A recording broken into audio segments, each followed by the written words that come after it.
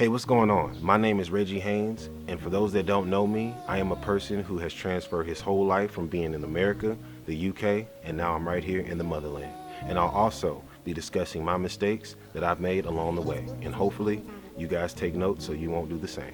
I'm just trying to buy my time whilst I'm here at this 9 to 5. Now, for those who don't know me, a lot of my information and a lot of my background is on social media. I am a former football player. Some have called me an NFL dropout. I had an opportunity to play in the pros, but I turned it down because I just never really liked sports.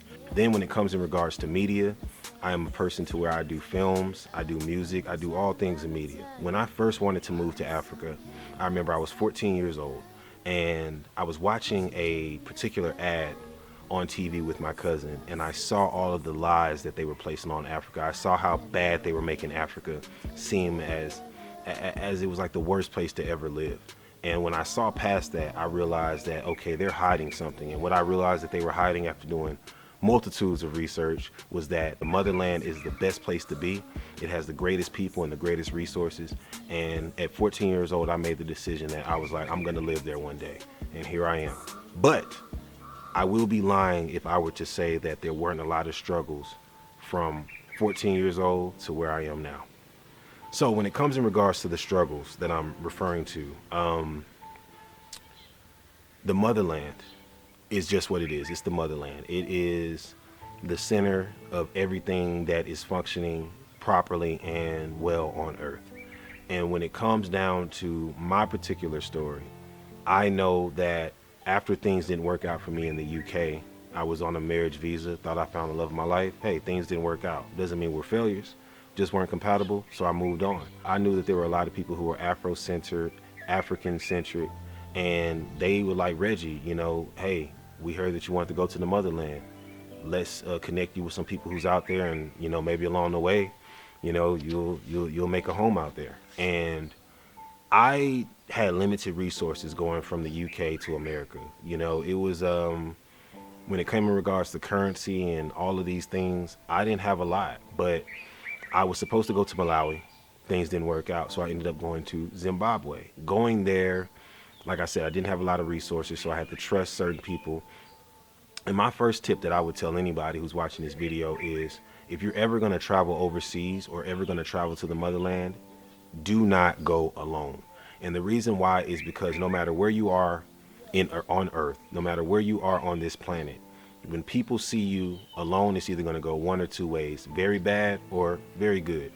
And for me, it went very bad. Many people saw me and the first thing that they thought was money. Many people saw me and they saw a person who loved Africa, wanted to do great things for Africa, and they wanted to take advantage of me. And I found out later rather than sooner, because I was in this puppy dog phase of just seeing how beautiful and phenomenal Africa was, and I wanted to come over and embrace, but it was hard to embrace the spirituality of the motherland when you have a lot of people around you who shouldn't be. Now, when it comes in regards to the resources, I would always tell people, make sure that you know the visa requirements before you go to any particular part of the world. If you're not born and raised in this particular part of the world, then you need to make sure that when you go, or before you go to this place, you know which places to visit, how to deal with immigration, what documents do you need, how much money do you need, not just to pay for the visa or pay for a place to stay for however long you're going to stay in that particular part of the world, but also how much money can you save in order for you to take care of yourself if you have a rainy day. And I've had many of rainy days. I'm confident enough to tell people there's been days to where I've starved, because I've given so much, and people just take. And the one thing I've learned about takers, no matter where you are in the world, people are going to take from you and they don't give a damn as long as you keep on giving. They will never take accountability, and they will never ever see what they're doing as wrong. For me, went to Zimbabwe. I met what would then be my African parents, two phenomenal people who are very well-known entrepreneurs, and they realized that Zimbabwe wasn't the place for me. And they were like, you know what, you need to go to Malawi. Now, I didn't know the first thing about Malawi, and I went there and I started seeing the most loving, caring, respectable people that you could ever meet. Now, mind you, everywhere you go in life, you're going to meet bad people. That's just the way that it is. Doesn't mean that you have to put up with them. I'm a firm believer. If somebody comes into my life and they're a bad person, they don't belong in my life. I need to be surrounded by good people. I don't believe in tough love, and I don't believe in people doing negative things to you because they're in a negative state and they're trying to guilt trip you or manipulate and deceive you to think that you deserve it. You don't.